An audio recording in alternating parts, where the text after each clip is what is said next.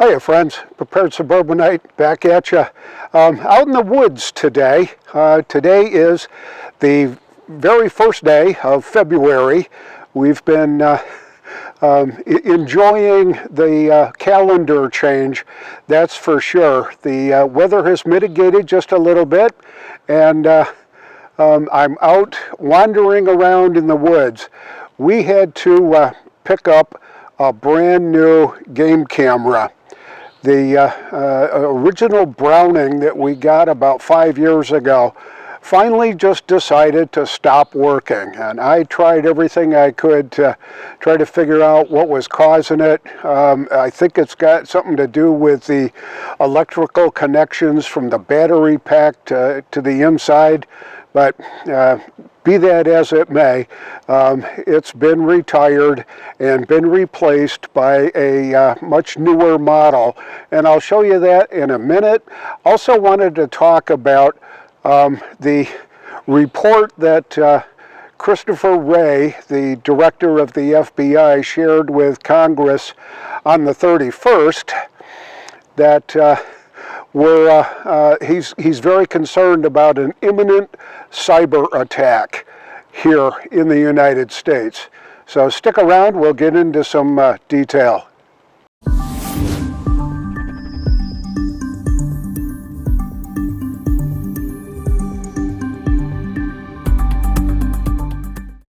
So here is my new Browning game camera. It's, I think, called a Strike Force, and let me make sure it can focus there. And there it is there, hooked up on the same tree that the old one was, and this is the view that this one gets. I'll try to approximate it there, but you can kind of see what this camera is going to be looking at out there. So there's that, a new addition to our, I guess, home security system. I've found that these things are very, very helpful, even though they are not, this one isn't anyway, able to be hooked up via the internet and get alerts and stuff when they trigger. The other two Brownings that I got are capable of doing that, and I just really don't think it's worthwhile paying $20 a month for each of the two cameras that have that capability.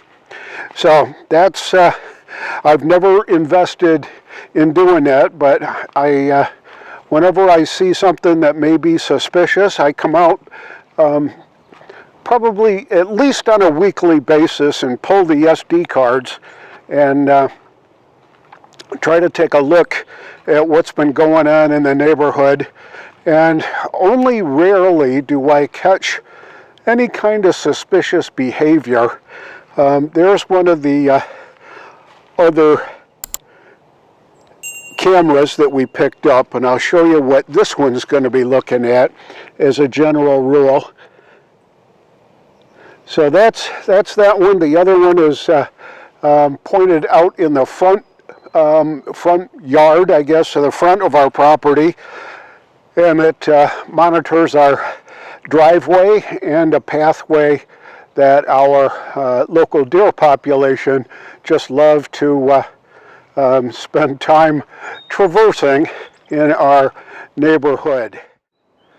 So our friend Christopher Wray, the Trump-appointed director of the FBI, has been saying now for quite a while, because when I looked this up on the internet earlier just to make sure I had a good picture to show you up here, that he's been kind of concerned about this for quite a long time. There was some testimony that he gave to Congress back in December of 23 that he was concerned because he was starting to see all the indications.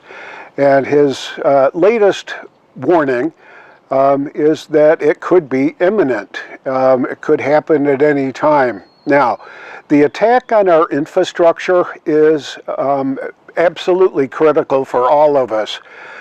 We it's really kind of hard to imagine life without all the cool stuff that we've got.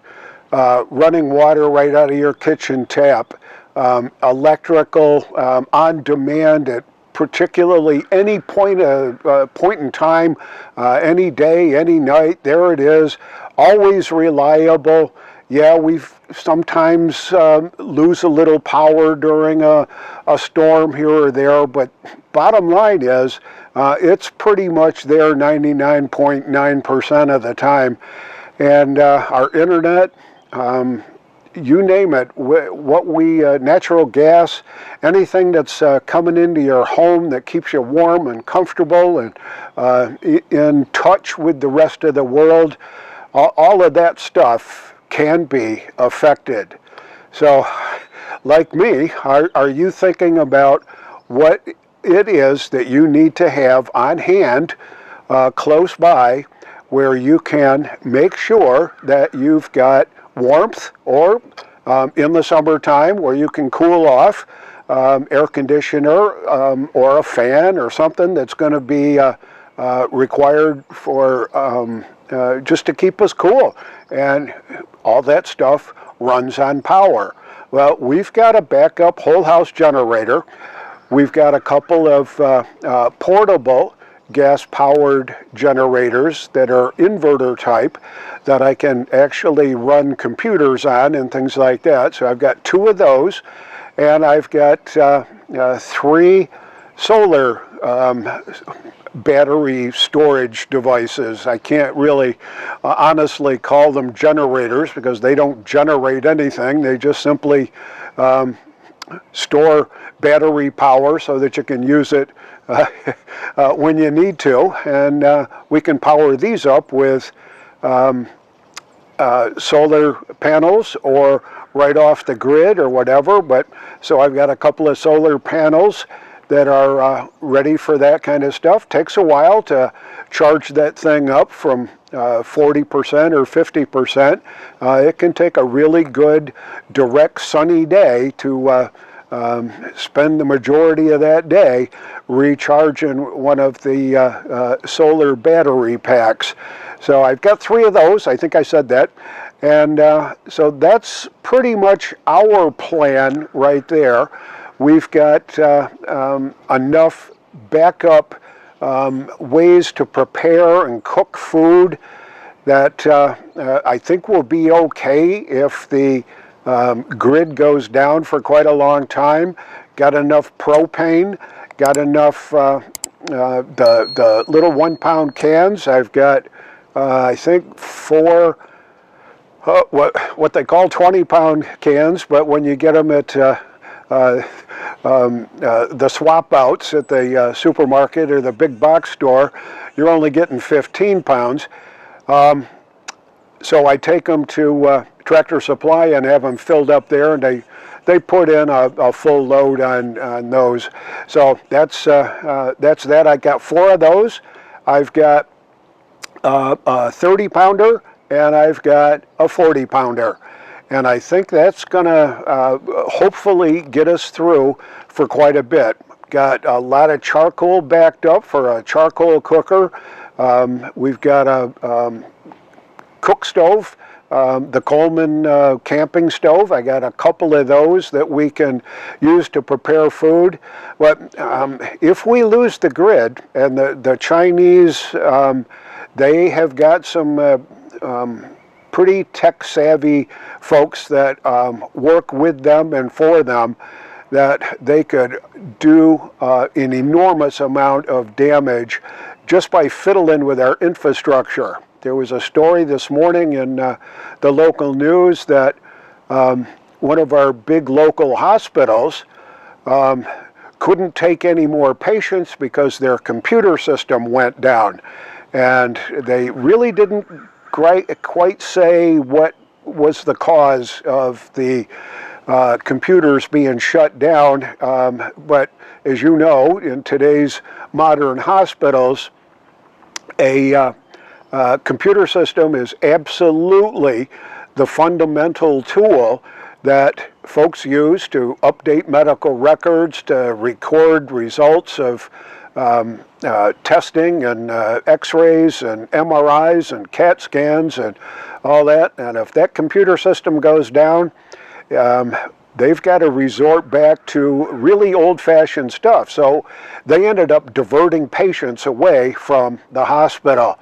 And they didn't come right out and say it was a cyber attack. So it could very well have been just somebody pushed the wrong button in their IT department, but they didn't come right out and say what they thought the cause was. But they said it's all fixed now, and they're starting to take patients back in. So with that said, given the urgency and given the increasing amount of threat that the Chinese or any of the nasty players that are out there, whether they're Russian or Iranian or North Korean or whoever, the havoc that they could wreak in America without our grid, if they fiddled around with it, and I'm not talking about coronal mass ejections or a high altitude detonation of nuclear weapons that would cause an EMP. I'm talking about folks hacking into